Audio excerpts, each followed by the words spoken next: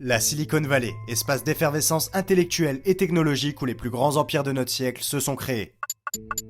Le Vatican, ville-état historique situé au cœur de Rome, siège de l'Église catholique et résidence du pape.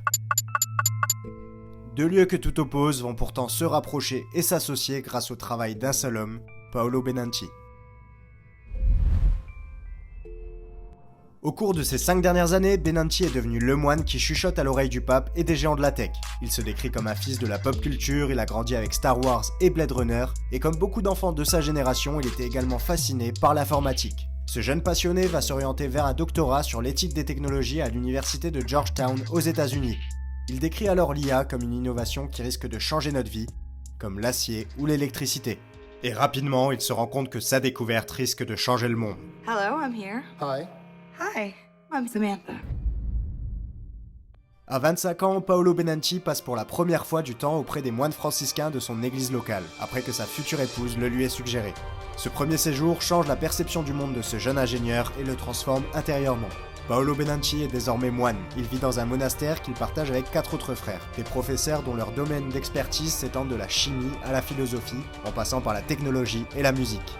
Avec le temps, Benanti est devenu un ingénieur et éthicien. Il enseigne à ses élèves les questions morales et éthiques liées aux technologies de pointe, telles que la bio-augmentation, la neuroéthique et l'intelligence artificielle. Paolo Benanti est un homme dont le parcours et la réflexion vont lui permettre de tutoyer les géants de la tech.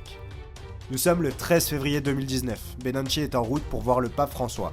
Ce jour-là, le pape reçoit Brad Smith, président de Microsoft, arrivé la veille en jet privé.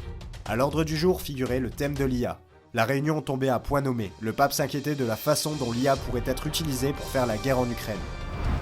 Il a ensuite tenu des réunions avec le vice-président d'IBM, le cofondateur de DeepMind, une société d'IA appartenant à Google, et le chef de la politique d'éthique de l'IA chez Facebook. Une manière de faciliter les échanges d'idées sur ce qui est considéré comme éthique dans la conception et le déploiement de cette technologie émergente. Benanti a joué un rôle déterminant en conseillant le pape sur les dangers potentiels de l'intelligence artificielle. Selon Benanti, l'IA a le pouvoir de produire une autre révolution technologique, et elle peut usurper non seulement le pouvoir des travailleurs, mais aussi leur pouvoir de décision. Les responsables de l'Église sont particulièrement préoccupés par l'idée que l'IA pourrait accroître les inégalités.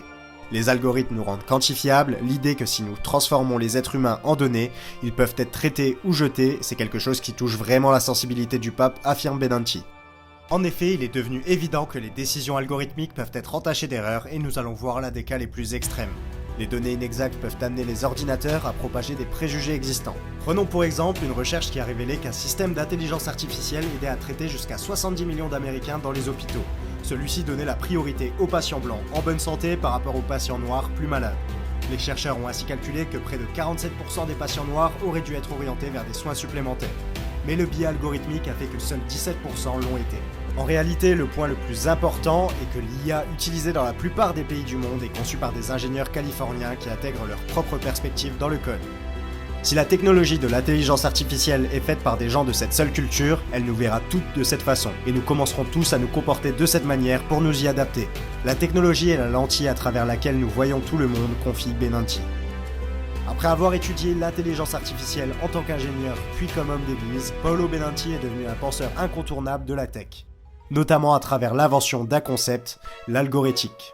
Ce concept se définit comme une base de valeurs humaines sur lesquelles s'accordent de nombreux pays, religions, organisations à but non lucratif et entreprises du monde entier, et qui serait également compris et appliqué par les machines elles-mêmes. Dans le cas d'une voiture autonome, par exemple, un dispositif d'algorithmique permettrait d'adapter la vitesse ou le mode de conduite à la sensibilité émotionnelle de chaque passager. Au fond, l'algorithmique exigerait que tous les systèmes autonomes doutent d'eux-mêmes, qu'ils fassent l'expérience de l'incertitude éthique. À chaque fois que la machine ne sait pas si elle protège les valeurs humaines en toute sécurité, elle doit demander à l'homme d'intervenir.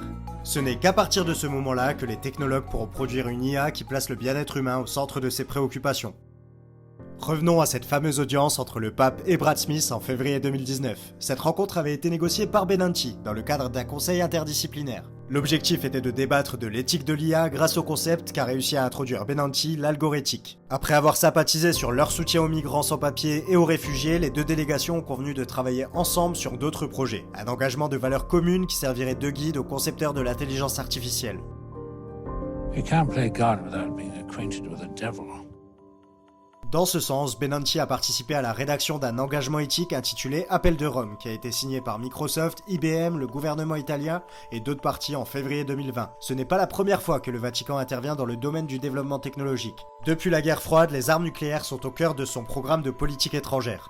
Plus récemment, il a tenu un discours ferme contre les biotechnologies telles que le clonage humain.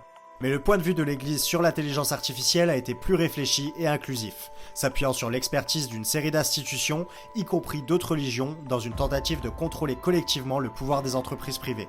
Ces débats de 2 ans ont abouti à la planification d'un événement historique qui aura lieu à Abu Dhabi, la signature d'une charte éthique multireligieuse visant à protéger la société humaine des méfaits de l'intelligence artificielle. Cette charte a été signée par les dirigeants de 3 religions, le christianisme, l'islam et le judaïsme. Bennanke et le Vatican ont planifié une nouvelle réunion, mais cette fois-ci avec les chefs de religion orientales, parmi elles l'hindouisme, le bouddhisme et le shintoïsme. Celle-ci se tiendra à Hiroshima pour rappeler que la technologie, lorsqu'elle est soumise à l'orgueil humain, peut être terriblement destructrice. Mais cette construction de technologie capable d'approcher l'intelligence humaine n'a rien de nouveau. Le folklore juif raconte l'histoire du golem, un humanoïde inanimé qui prend vie pour protéger les juifs des attaques antisémites. Les conséquences de l'histoire sont prévisibles, le golem se déchaîne et est finalement défait par son créateur. Le Vatican est très impliqué dans ce combat contre les dérives de l'IA. Elles se saisissent alors du problème et signent des chartes éthiques avec les géants mondiaux de la tech.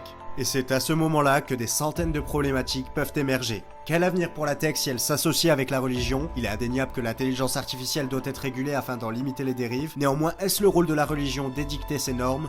Une idéologie aussi forte et influente que la religion peut-elle écrire une éthique de l'IA qui aujourd'hui nous accompagne au quotidien? Mais quelque chose d'encore plus inquiétant pourrait se produire. Anciennement Chief Business Officer de Google X, Mo Gauda tire la sonnette d'alarme dans The Times. Selon cet ancien cadre de Google, l'apparition d'une intelligence artificielle générale est inévitable. Nous sommes selon lui en train de créer Dieu, et cette créature risque de se retourner contre nous. Ainsi, une intelligence artificielle qui prendrait de plus en plus la forme de Dieu serait conçue à l'aide de certaines religions. Le Vatican s'inquiète d'une IA inhumaine, là où certains ingénieurs ont peur que cette IA prenne la forme de Dieu. Voilà que la religion et la tech entretiennent des liaisons dangereuses. Voici l'histoire de Bennanke et j'espère qu'elle t'a plu. D'autres vidéos devraient bientôt arriver, alors si tu veux comprendre le monde de demain, abonne-toi à Bloom.